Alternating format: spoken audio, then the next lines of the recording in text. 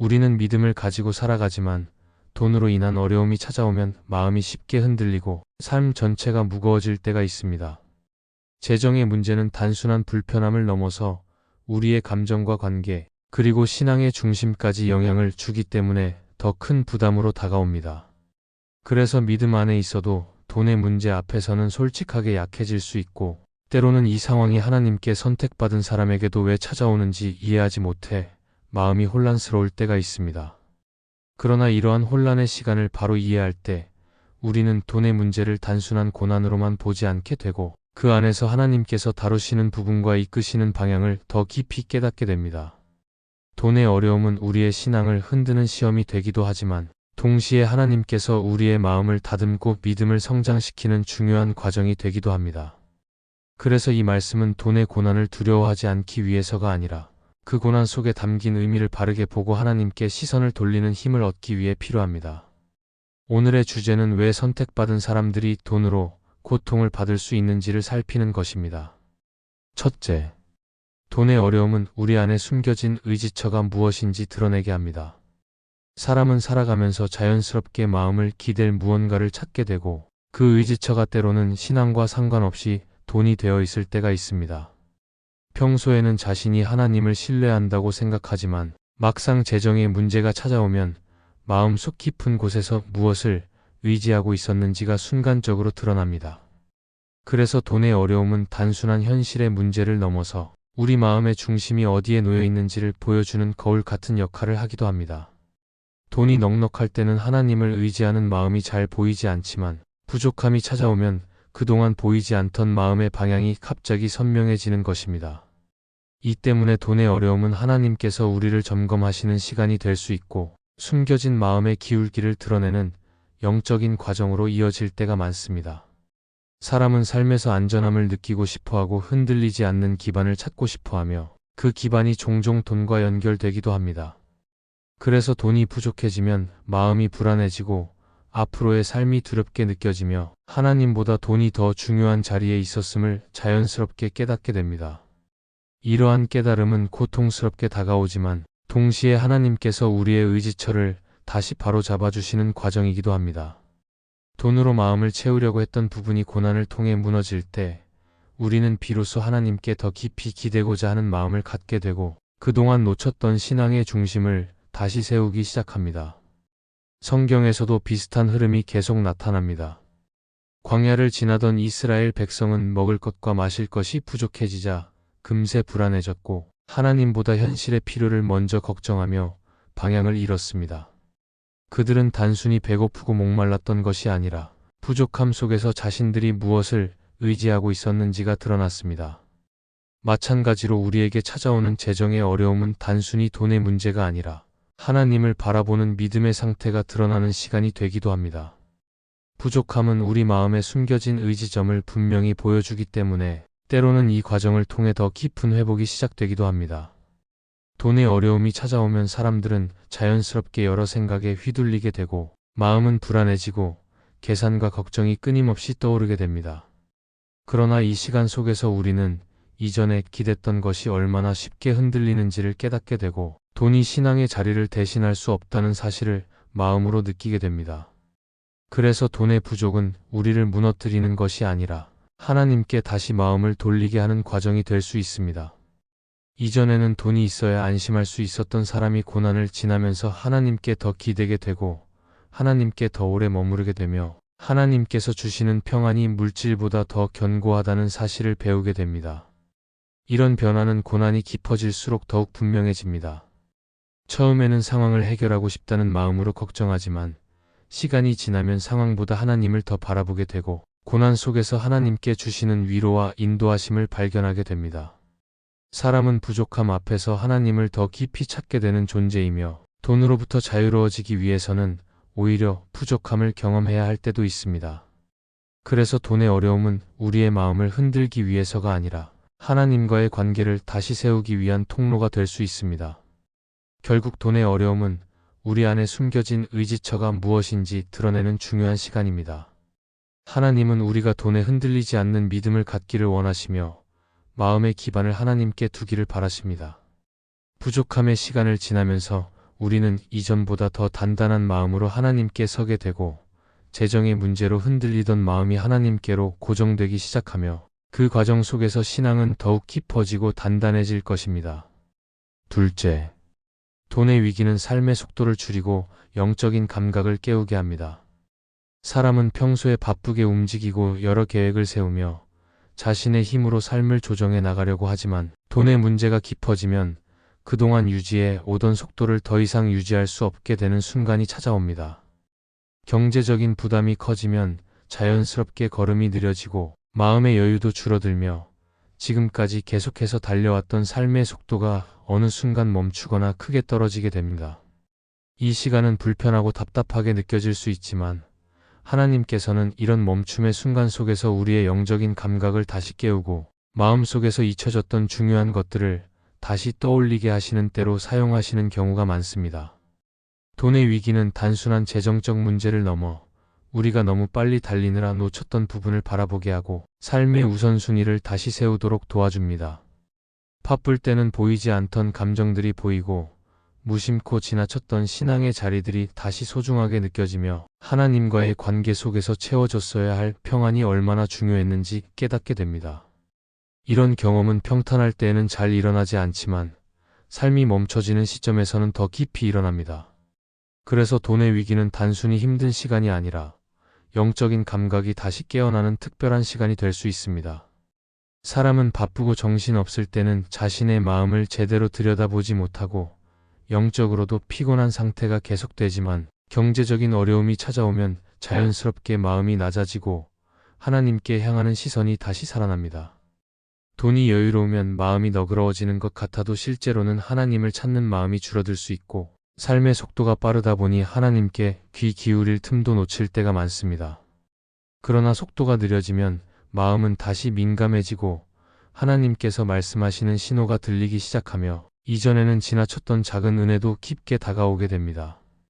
그래서 돈의 위기는 우리를 멈추게 만들지만 그 멈춤 자체가 하나님께서 우리를 초대하시는 자리가 될 수 있습니다. 이런 흐름은 성경에서도 나타납니다. 엘리야는 큰 사명을 감당하는 사람으로 바쁘게 움직이던 사람이었지만 어느 순간 큰 위기를 맞고 광야에 머물며 완전히 멈추게 되었습니다. 힘든 상황 속에서 그는 다시 하나님께 귀를 기울이게 되었고 바람이나 지진이나 불 속이 아니라 조용한 세미한 소리 속에서 하나님의 마음을 들었습니다. 이 장면은 삶이 멈춰지는 시간이 오히려 영적인 감각이 가장 선명하게 열리는 시간이라는 사실을 보여줍니다. 돈의 문제로 인한 멈춤도 이와 비슷한 영적 구조를 가지고 있습니다. 돈의 위기가 깊어지면 사람은 자연스럽게 겸손해지고 이전에 의지했던 것들이 흔들리기 시작하며 하나님께서 주시는 위로와 평안을 더욱 갈망하게 됩니다. 그래서 기도하는 시간이 길어지고 말씀 앞에 머무르는 시간이 늘어나고 가정 안의 작은 감사도 다시 보이기 시작합니다. 이런 변화는 평안한 시기에는 잘 일어나지 않는 경험이며 고난 속에서 하나님이 주시는 특별한 은혜입니다. 돈의 부족은 우리의 마음을 하나님께 집중시키는 자리로 이끌고 그 자리에서 우리는 하나님께서 계속 지켜보고 계셨다는 사실을 더 깊이 깨닫게 됩니다. 결국 돈의 위기는 단지 힘든 현실을 의미하는 것이 아니라 하나님께서 우리의 걸음을 멈추시고 마음을 다시 깨우시는 영적인 순간이 될 수 있습니다.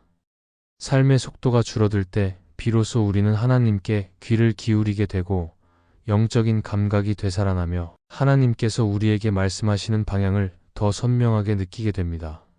하나님은 우리가 지쳐 쓰러지도록 내버려 두지 않으시고 오히려 멈춰있는 시간을 통해 우리의 믿음을 다시 숨쉬게 하십니다.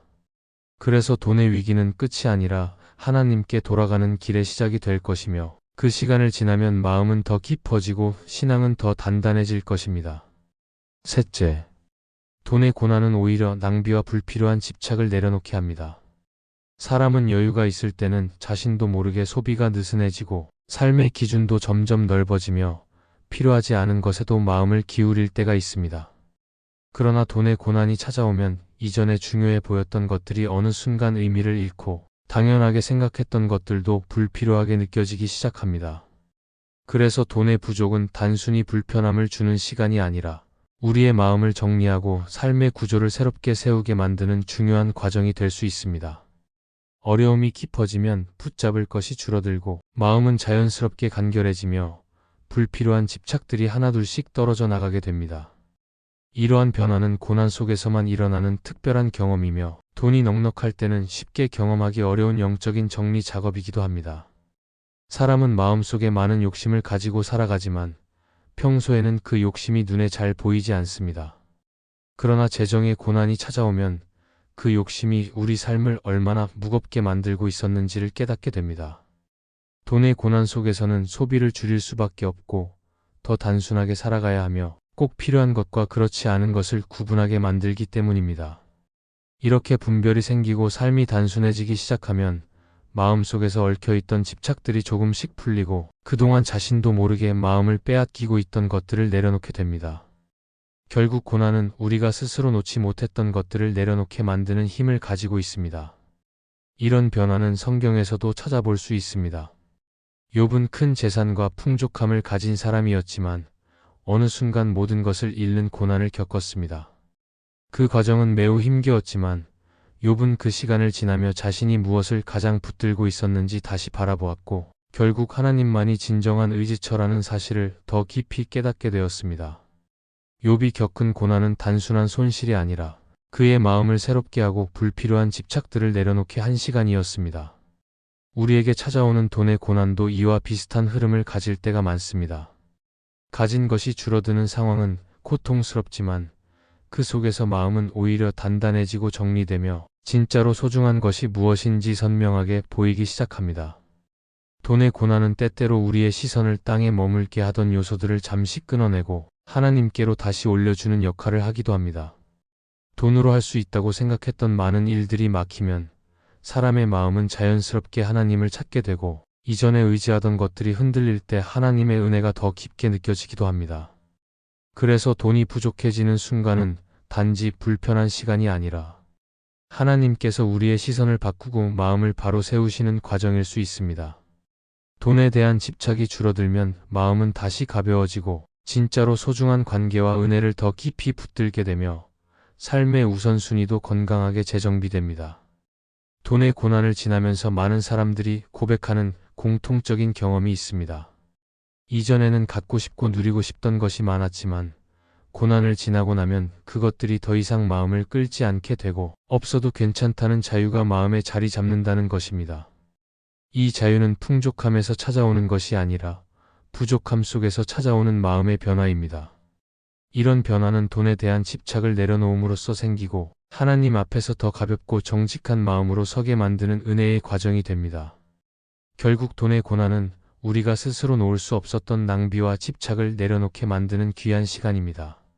하나님은 우리의 손에서 무엇을 빼앗으려 하시는 것이 아니라 더 좋은 것을 붙들게 하려고 마음을 비우게 하시는 분입니다. 돈에 대한 집착이 사라지면 마음에는 감사가 자리 잡고 삶은 단순해지며 하나님께 향하는 시선은 더욱 선명해질 것입니다. 이런 변화는 고난이 주는 상처보다 훨씬 더 큰 회복을 가져다 주고 결국 우리의 믿음을 더욱 단단하게 세우게 될 것입니다. 넷째, 돈 문제는 삶의 방향을 다시 하나님께 맞추도록 돕습니다. 사람은 살아가다 보면 뜻하지 않은 방향으로 마음이 흘러가고 돈이 여유로울 때는 스스로 모든 것을 할 수 있을 것 같은 착각 속에 머물 때가 있습니다. 그러나 돈의 문제가 깊어지면 그동안 자신이 따라가던 길이 정말 맞는 길이었는지 어디를 향해 가고 있었는지 자연스럽게 돌아보게 됩니다. 그래서 돈의 고난은 삶의 방향을 멈추게 만들고 잠시 뒤돌아보도록 이끄는 중요한 기회가 됩니다. 이때 사람의 마음은 이전과 다른 속도로 움직이게 되고 지금까지 쫓아가던 목표가 과연 하나님께서 기뻐하시는 방향이었는지 차분하게 살펴보게 됩니다. 결국 돈의 어려움은 우리의 마음과 발걸음을 다시 하나님께 맞추게 만드는 영적인 나침반의 역할을 합니다. 삶의 방향은 너무 빠르게 흐를 때 잘 보이지 않지만 고난이 찾아오면 그 숨가쁜 흐름이 잠시 멈춰지고 그 안에서 마음의 소리가 선명해집니다. 특히 돈의 문제는 다른 어떤 고난보다 삶의 흐름을 크게 흔들기 때문에 마음은 더 민감해지고 하나님께 질문이 많아지기 시작합니다. 왜 이런 일이 일어났는지, 지금 무엇을 바라봐야 하는지, 내가 붙들고 있던 것들이 정말 필요한 것이었는지 돌아보게 됩니다. 이 과정은 고통스럽기도 하지만 동시에 내가 어디로 가야 하는지를 다시 찾는 중요한 시점이 되기도 합니다. 그래서 돈 문제는 우리를 무너뜨리기 위한 것이 아니라 삶의 속도를 늦추고 방향을 다시 맞추게 하시는 하나님의 은혜가 숨어 있을 수 있습니다. 성경에서도 이러한 흐름을 볼 수 있습니다. 야곱은 풍족한 집에서 자랐지만 형을 피해 광야로 도망치는 과정에서 가진 것이 거의 없는 빈손의 시간이 찾아왔습니다. 그러나 그 시간 속에서 그는 하나님을 만났고 비로소 하나님께서 인도하시는 방향으로 자신의 삶을 다시 세우기 시작했습니다. 야곱이 가지고 있던 것이 사라졌을 때 비로소 하나님께서 주시는 길이 보이기 시작했던 것입니다. 돈의 문제로 인해 멈춰지는 시간은 야곱이 광야에서 맞이했던 순간과 비슷합니다. 가진 것이 줄어들면서 마음의 시선은 다시 하나님께 향하고 그동안 놓치고 있었던 삶의 목적과 방향이 새롭게 보이기 시작합니다. 이와 관련해 팀 켈러는 책 하나님을 말하다에서 이렇게 말합니다. 하나님은 때때로 우리가 붙들던 것들을 내려놓게 하시고 그 빈자리를 통해 우리가 어디로 향해야 하는지 보여주신다. 이 말은 돈의 문제를 겪으며 방향을 잃은 것처럼 느껴질 때 사실은 하나님께서 새로운 길을 보여주고 계신 순간일 수 있다는 사실을 알려줍니다. 우리가 붙들던 것이 흔들릴 때 마음은 불안해지지만 그 흔들림 속에서 하나님께서는 우리를 다시 바로 세우고 계십니다. 돈 문제는 때때로 우리의 욕심을 비워내는 시간이 되고 그 속에서 삶의 진짜 목적이 무엇인지 자연스럽게 드러나게 됩니다. 이전에는 돈이 있어야 할 수 있다고 생각했던 일들도 하나님께서는 전혀 다른 방식으로 이루어 가시는 것을 보며 우리는 삶의 주인이 하나님이라는 사실을 다시 깨닫게 됩니다. 그래서 돈의 문제는 우리의 시선을 땅이 아니라 하나님께로 돌려주고 그 안에서 새로운 소망과 방향을 찾게 합니다. 결국 돈의 문제는 삶의 방향을 다시 하나님께 맞추도록 돕는 은혜의 과정입니다. 고난 속에서는 방향을 잃은 것 같아도 그 시간을 지나고 나면 하나님께서 준비하신 길이 더 선명하게 보이고 마음은 다시 하나님께로 가까워지게 됩니다. 하나님은 우리가 흔들릴 때에도 우리의 걸음을 알고 계시며 돈의 고난을 통해 삶을 새롭게 정리하고 하나님께 합한 길로 이끌어 주실 것입니다. 이 말씀이 마음의 은혜가 되셨다면 좋아요와 구독으로 함께 해주세요. 그리고 댓글에 아멘이라고 남겨주시면 하나님의 은혜가 더 많은 사람들에게 전해질 것입니다. 여러분의 삶 위에 하나님의 은혜가 언제나 함께 하시기를 바랍니다. 감사합니다.